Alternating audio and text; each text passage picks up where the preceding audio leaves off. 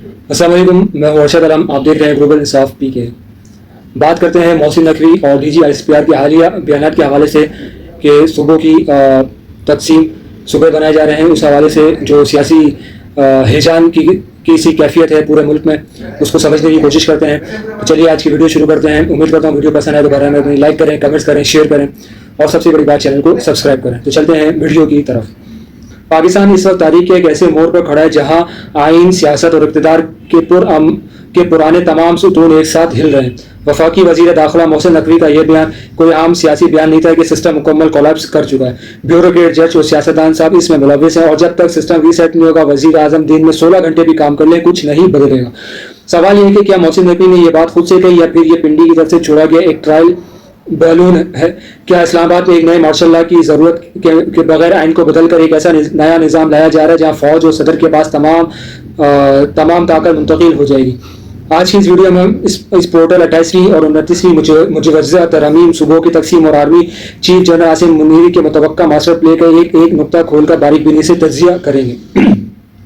سب سے پہلے محسن نقوی کی پوزیشن کو سمجھنا ضروری ہے کہ محسن نقوی کہنے کے وفاقی وزیر ہے لیکن وہ کسی سیاسی جماعت کا حصہ نہیں، انہیں سیکیورٹی اسٹیبلشمنٹ کا سب سے معتبر سویلین فیس سمجھا جاتا ہے۔ شہباز شریف کا روکا گیا خطاب۔ خبر یہ ہے کہ محسن نقوی کے اس بیان کے بعد وزیر اعظم شہباز شریف قوم سے خطاب کرنے والے تھے لیکن آخری لمحے میں ان کی تقریر روک کی گئی۔ یہ اس بات کا ثبوت ہے کہ سویلین حکومت اور اسٹیبلشمنٹ کے درمیان تلخی اور بے اعتمادی انتہا تک پہنچ چکی ہے۔ سسٹم کی نااہلی کا بیانیہ محسن نقوی نے عدلیہ، بیوروکریسی اور سیاستدانوں سب پر ایک ساتھ وار کیا۔ مقصد ایک مصنوعی سیکیورٹی و آئینی بحران کا ماحول بنا کر عوام میں یہ احساس پیدا کرنا ہے کہ موجودہ پارلیمانی نظام اب مزید نہیں چل سکتا۔ نوجوانوں کا ذکر، نوجوانوں اور جین زی کی طاقت کا ذکر، اگر یہ منظم ہو جائیں تو نظام الٹ سکتے ہیں۔ یہ دراصل موجودہ اپوزیشن اور سیاسی تحریک کے خطرے کی طرف بھی اشارہ ہے۔ اگر ابھی کوئی سرکاری متن سامنے نہیں آیا لیکن اندرونی ذرائع افواہوں کا گرم بازار ہے کہ اس کے مطابق آئین میں 2 بڑی ترامیم کا پیکیج لایا جا سکتا ہے۔ 18ویں ترمیم، انتظامی ریسرچنگ صوبوں اور اختیارات کا بنٹوارا۔ نئے صوبہ پاکستان میں 4 روایتی صوبوں کو توڑ کر 12 سے 16 نئے انتظامی units banana.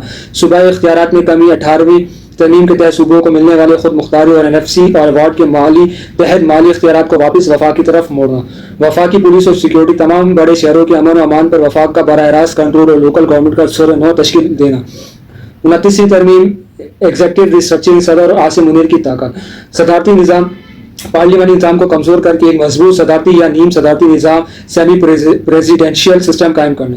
Chief of defence forces میں آئین میں عسکری قیادت یا چیف آف ڈیفنس فورس کے لیے مستقل آئینی کردار تخلیق کرنا۔ 5 اسٹار آفیسرز کو مکمل قانونی تحفظ دینا۔ ڈوئل آفس، آئین میں ایک ایسے گنجائش نکالنا کہ کسی عسکری عہدیدار کو صدارت کا عارضی یا مستقل عہدہ سنبھالنے کی اجازت ہو۔ عدلیہ کے اختیارات پر کڑا پہرا، سپریم کورٹ یا ہائی کورٹ کے جوڈیشل ریویو کے اختیارات کو بالکل محدود کر دینا تاکہ ان فیصلوں کو چیلنج نہ کیا جا سکے۔ صوبوں کی تقسیم کا مقصد صرف بہتر انتظام نہیں بلکہ پاکستان کی بڑے سیاسی جماعتوں کو ان کی مضبوط گڑھ اسٹرانگ ہولڈ میں ہمیشہ کے لیے مفروض کرنا۔ پنجاب کی تقسیم شریف خاندان پر، اور اگر پنجاب کو لاہور، ملتان، باولپور یا پوٹوہار میں تقسیم کر دیا جائے تو نون لیگ کی وہ واحد اکثریتی طاقت ختم ہو جائے گی جس کے بل بوتے پر وہ اسلام آباد پر حکومت کرتی ہے۔ سندھ کی تقسیم یا کراچی کی علیحدگی، PPP پر وار، اگر کراچی اور حیدرآباد کو وفاقی کنٹرول یا الگ صوبہ بنایا جائے تو پیپلز پارٹی کا معاشی اور سیاسی اثر و رسوخ صرف دیہی سندھ تک محدود رہ جائے گا۔ خیبر پختونخوا کی تقسیم، PTI کا زور توڑنا، KPK کو تقسیم کر کے PTI کے ووٹ بینک اور پشتون سیاسی مرکزیت کو ٹکڑوں میں بانٹنا۔ بلوچستان کی تقسیم کو ساحلی کنٹرول، گوادر اور ساحلی پٹو پر وفاقی کنٹرول بڑھانا تاکہ سی پیک اور عالمی سرمایہ کاری پر بلوچستان کی صوبائی ملیشیا یا قوم پرست اعتراضات ختم ہو سکیں۔ آئین پاکستان کی کتاب اور آرٹیکل 239 کا متن کو لیگلی یا آئینی طور پر کیا اسلام آباد ایک نوٹیفیکیشن جاری کر کے 16 صوبے بنا سکتے ہیں؟ ہرگز نہیں۔ آئین کا آرٹیکل 239 واضح کرتا ہے کہ کسی بھی صوبے کی سرحدیں بدلنے کے لیے قومی اسمبلی کی 2/3 اکثریت، سینٹ کی 2/3 اکثریت، متعلقہ صوبائی اسمبلی کی 2/3 اکثریت کا ووٹ لازمی ہے۔ آصف علی زرداری PP کا چیلنج، سندھ اسمبلی کبھی بھی سندھ کی تقسیم کے لیے 2/3 ووٹ نہیں دے گی۔ یہی وجہ ہے کہ آصف علی زرداری سب سے بڑے آئینی رکاوٹ بن کر ابھر رہے ہیں۔ زرداری کو منانے یا راستے سے ہٹانے کے اسٹیبلشمنٹ کے پاس چند ہی راستے ہیں: مذاکرات کے ذریعے استعفا یا کسی فائدے کا وعدہ، بلاول بھٹو کے لیے آئندہ کسی ضمانتی اور فائنینشیل NFC پروٹیکشن، یا پھر ٹو کمپلائی انڈر تھریٹ یعنی سخت یا سیاسی اور قانونی دباؤ کے ذریعے زرداری کو تسلیم کرنے پر مجبور کرنا۔ اگر ہم اس پورے نقشے کو جوڑ توڑ کر دیکھیں تو جنرل عاصم منیر کا ماسٹر پلے روایتی مارشل لا سے بالکل مختلف نظر آتا ہے۔ انہوں نے سیاض الحق اور پرویز مشرف کی غلطیوں سے سبق سیکھا ہے۔ नो डायरेक्ट मार्शल लॉ, फौज खुद बराह रास्त इदार संभाल कर आलमी पाबंदी और अवामी गुस्सा नहीं मोल लेना चाहती। मोहसिन नकवी बतौर सिविलियन चेहरा एक ऐसा हाइब्रिड मॉडल लाया जाए जहां मोहसिन नकवी जैसे भरोसेमंद सिविलियन रहनुमा आगे हो और असल कमान पीछे से मिलिट्री के पास हो। कोई सिविलियन मरकज चैलेंज ना बने। जब मुल्क में 16 सूबे होंगे तो ना कोई पंजाब का वजीर आला इतना ताकतवर होगा जो इस्लामाबाद को ब्लैकमेल कर सके, और ना ही कोई वजीर आजम इतनी अक्सरियत लाएगा कि आर्मी चीफ को तब्दील कर सके। तमाम ताकत का मरकज सिर्फ एक ही जगह होगा, वफाक मरकज। तो दोस्तों, आज़ाद कश्मीर के हालिया तनाज़ात, इलेक्शंस के तनाव, मोहसिन नकवी के बयान से शुरू होने वाली ये कहानी सिर्फ एक वजीर की बयानबाजी नहीं, ये पाकिस्तान की आईनी स्ट्रक्चर को अंदर से बाहर इनसाइड आउट बदलने का खामोश लेकिन इंतहाई संगीन मंसूबा है। क्या पाकिस्तान का मौजूदा पार्लियामानी निज़ाम वाकई नाकाम हो चुका है, और क्या 16 सूबों का क्याम और सदारती निज़ाम पाकिस्तान को इस्तेहकाम दे पाएगा, या ये मुल्क को एक नए बहरान की तरफ धकेल देगा?